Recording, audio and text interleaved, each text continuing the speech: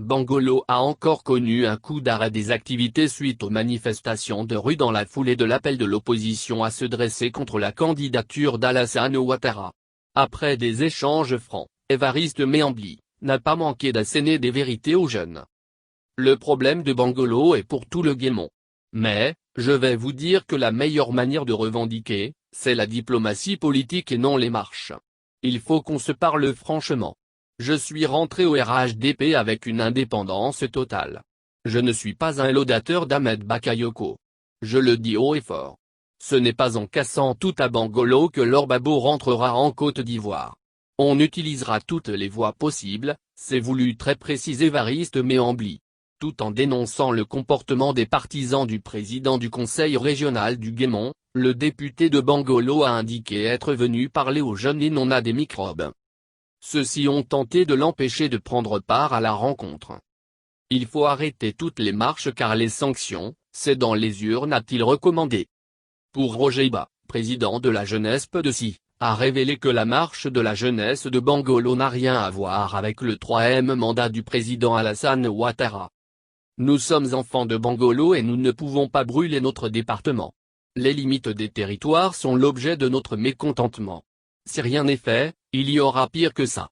Le mont Segaï qui semble-t-il est devenu la propriété de l'Ogoalé du fait de la délimitation du territoire doit nous revenir. Sinon on marchera encore. En plus, nous avons donné 2 mandats à Alassane Ouattara, si dans les quelques jours qui lui restent, nous ne voyons rien, il n'aura pas de 3e mandat pour lui ici, a-t-il tranché.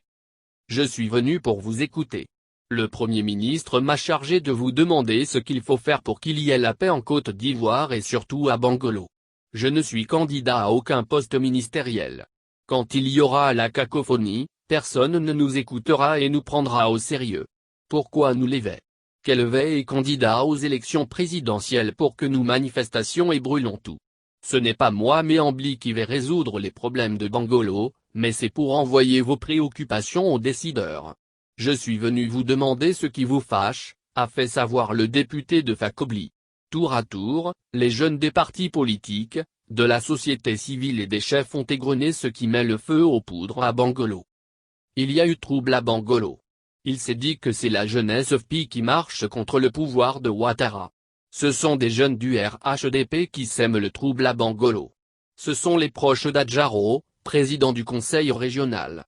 Nous avons vu la parfaite illustration aujourd'hui en vous empêchant de parler avec la population.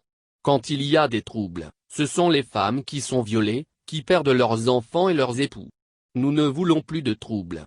Mais en même temps, pourquoi dans les hautes instances, les gens ne plaident pas en notre faveur? Les femmes sont devenues des chefs de ménage, car les maris ne travaillent pas. Nous connaissons bien le problème du Guémon.